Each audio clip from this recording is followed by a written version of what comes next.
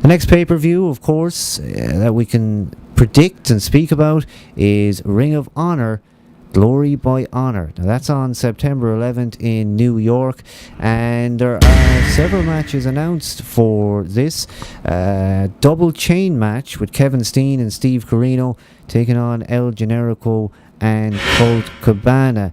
Now, in true wrestling company fashion, this is a company that actually allows feuds to last for a long time.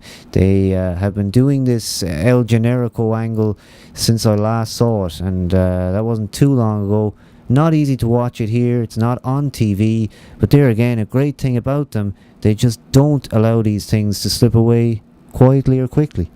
Yeah, the old school feud that never ends, and all these guys, they're kind of like they're good mid-card guys, so I think that'll be a really good match. Most of their stuff is pretty good anyway, so.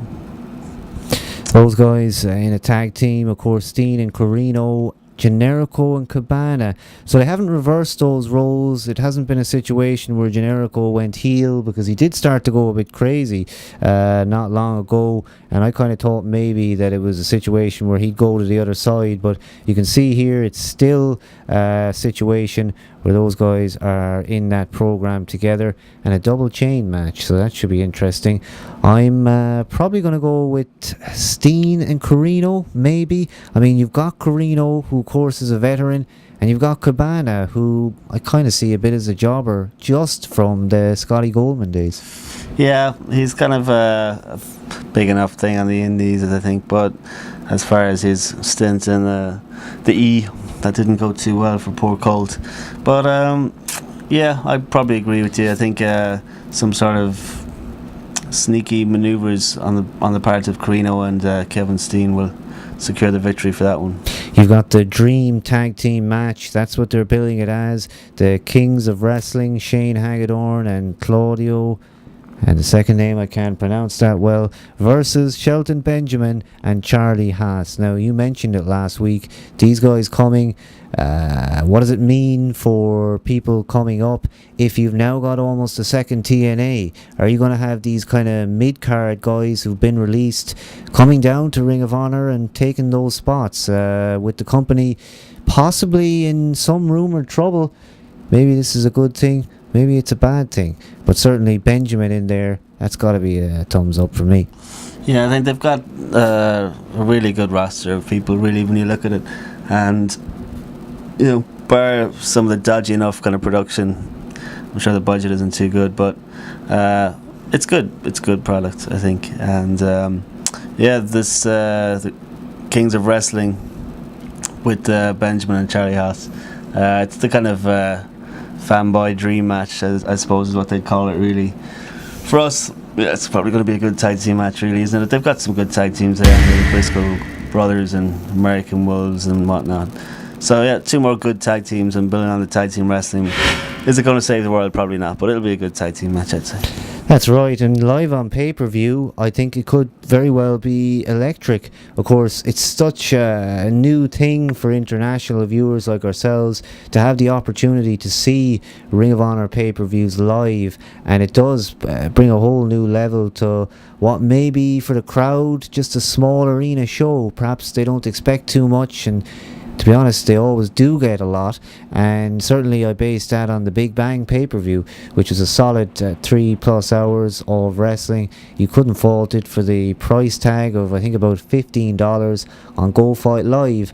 That's basically a lot better value than I think some of the WWE pay-per-views have been recently. So maybe Benjamin and Charlie Haas coming in there. I would say that those guys have a fair chance of going over, but then we know how much, I think, value people put into the Kings of Wrestling. I mean, they love those guys. Yeah, they've been billing the shit out of them for fucking months. And as we said, you know, people are really marking out for these guys.